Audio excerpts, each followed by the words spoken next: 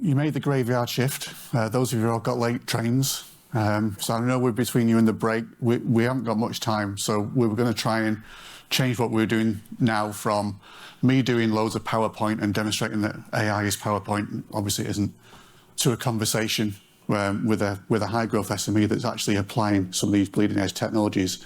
So that's what we're going to try and do now. We're happy to be heckled and for you to throw in questions, etc. So try and make it more of a conversation than me talking at you.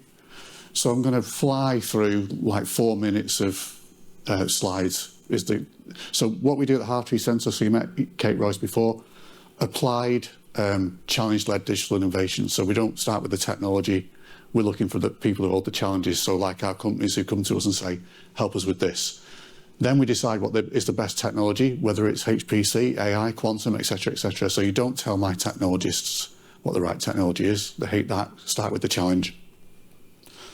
Applied is really important. We build about 150 proof of concepts a year for industry. So we're not a research organisation. We want to build something that you can test in the real world. That's our goal.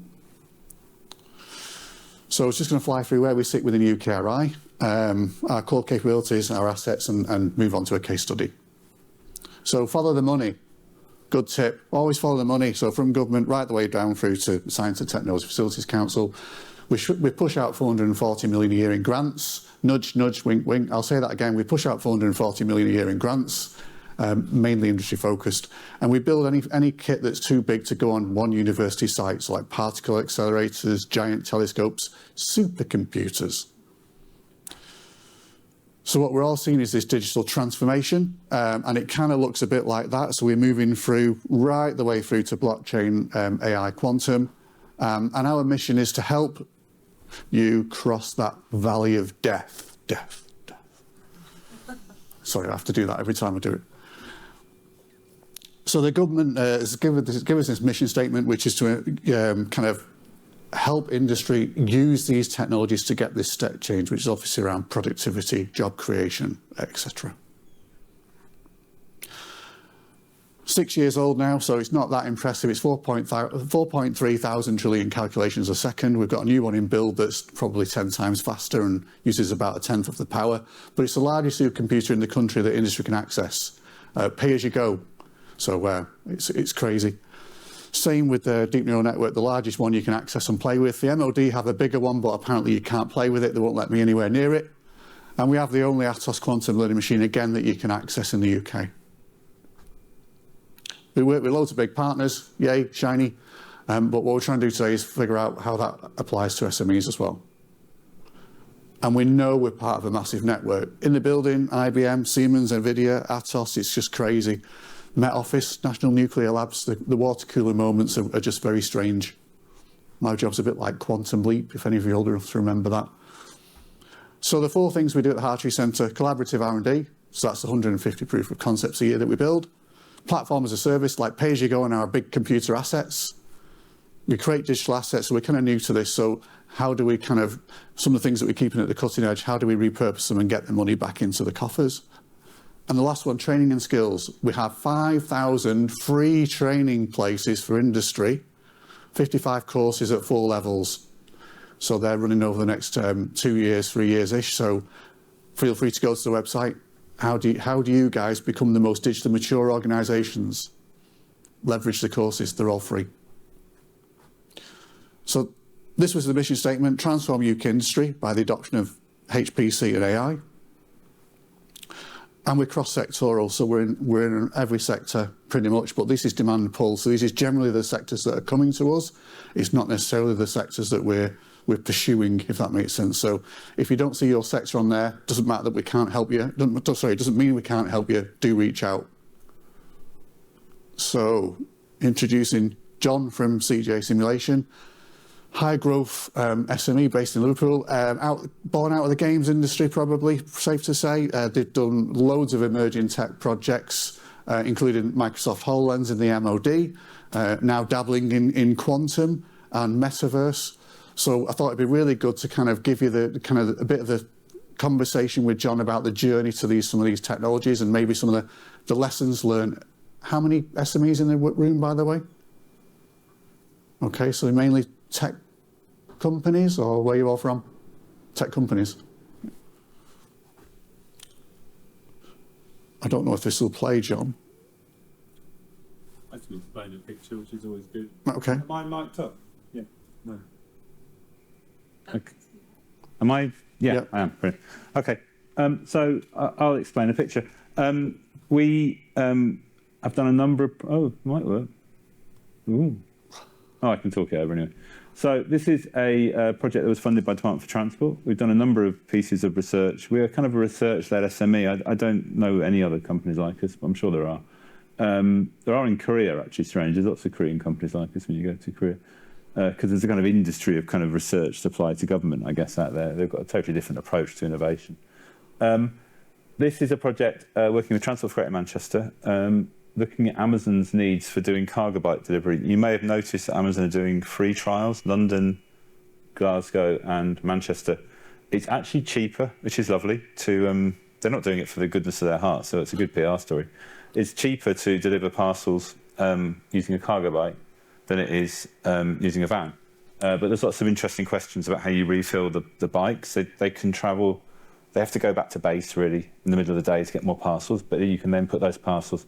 So this is just literally a really complicated project. It took us ages, but to look at where you put the refill for the parcels, where, you know, is it place A or place B or place C? And you have to then, but to do that, you have to do so many things, which is the problem with some of these digital twin transport use cases. You have to do an awful lot of kind of work for the problem.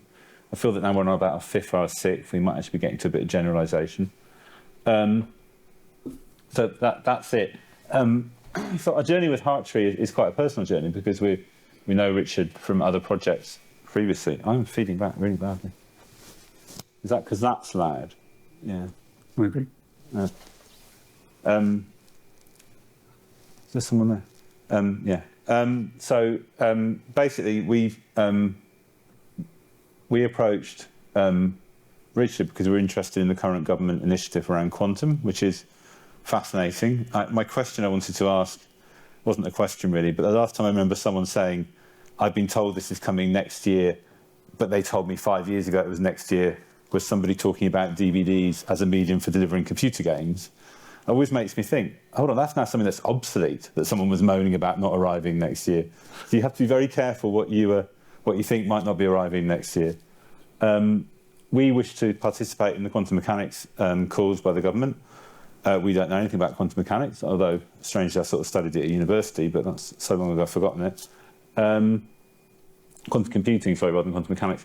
And it's like, where do we go? Well, the only people we know anything about quantum are the Hartree people, so we approached them. We actually wrote a bid with them, or for them more than anything. I guess they put quite a lot in, but we actually kind of put the proposal together. Obviously, not all problems will be amenable to, as was discussed earlier, there's different classes of problems that for quantum. Some are very amenable, such as molecule simulation and drug discovery, because they kind of fall in a random probabilistic space. There's another class of problem, which is our problem, which is transport logistics problems. There's a classic computer science algorithm problem called the travelling salesman problem, which basically says, if you can solve it for 10, I'll just give you 11 places to go. And if you can solve it for 11, I'll give you 110, and then 111. But it always gets like much, much harder each step. And that's what we fight with all the time doing logistics simulations. You know, we can currently simulate a city of a town of 100,000, but you really want to be able to do 2 million. And if you want to do the 2 million, then you want to do it in more depth. So you can keep eating up all the computing power you can throw at you. So we then have now started working with Richard's team looking at quantum simulation across 2 projects. How would you say that you would, how do they know that they need you, Richard? Well, I'll flip that the other way around. At what point did you think you needed expertise? Well, we were writing grant funding applications. So, it's an interest. I don't know how many people have done Innovate bids or have worked on the other side of that here. There's a bit of an art form in writing grant applications to UK government funding. It's an incredible source of funding. We didn't have it when I started the business 20 years ago, and for a long time it wouldn't sort of fund software really. But now everything's changed with AI and the world and around us, and suddenly our area is back in fashion. That's why there's so many interesting talks today across lots of different kind of interweaving domains that we sort of touch on. So was it when you got to the technical bit of the bid writing? Well, no, even before that, when we saw the word quantum, I was like, well, yeah, what does that mean? So we went very early. We came in very, very early to you guys in the process. So when did you know that that kind of technology might be applicable to your use Well, case? we still don't. Good answer. But then you Is it start all snake oil? No, but when you start when you start to look, so there's a bit of a mess of terms as well. So people talk about quantum computing, but there's actually kind of, as was talked about this morning, quantum sensing and quantum location, which are very much technologies of now that people are selling and making money out of, or will be in 2 or 3 years' time. And then there's the near-term quantum computing stuff, which is, as I said, like drug discovery or molecule simulation, which is maybe 4 or 5 years off. So these are all kind of near, I suppose, in the context of innovation. They're next year's stuff, you know. Or the level beyond that is the kind of the computer of science fiction. You know, the one I love the Foundation books. I love the Foundation TV show, and in those they have the thing called the prime radium, which can predict the future. Well, you're like, is that possible? I don't know. But if it's going to be possible, it's going to be a quantum computer, because otherwise you're going to not have enough processing power or energy to solve the problem you're trying to solve.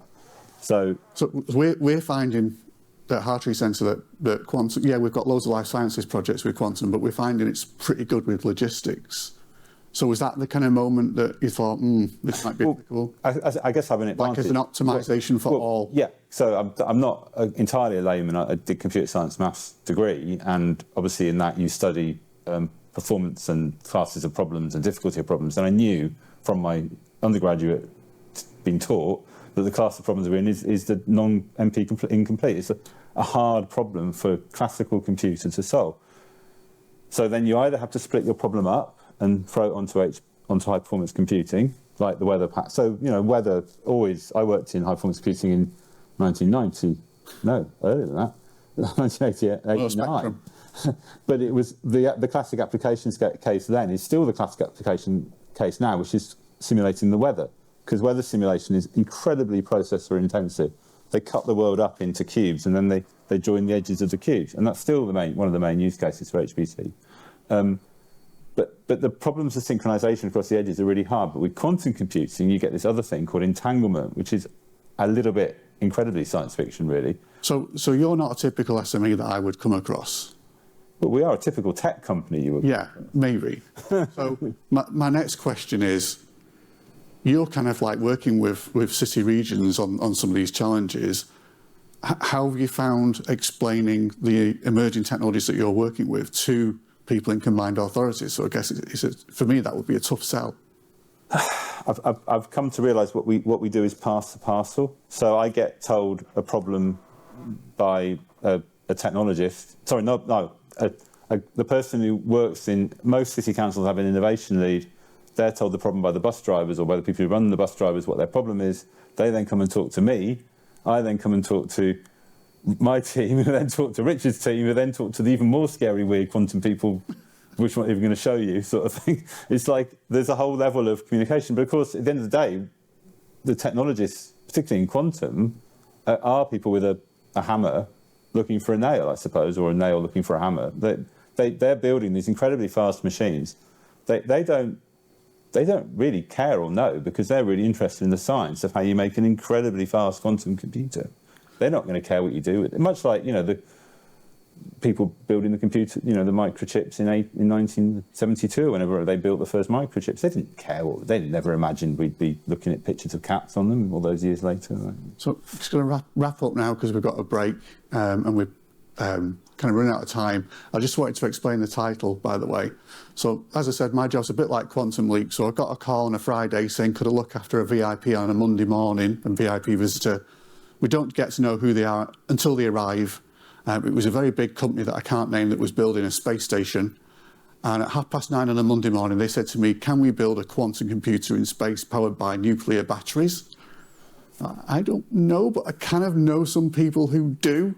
So that was where the title came from. So I just also thought I'd play a bit of buzzword bingo as well to see how many I could throw into one title. So I hope that was a little bit illuminating for you all. So kind of wanted to give the kind of view of a technology company that's actually using some of these technologies and actually experimenting with them. So thank you very much for your time. Cheers.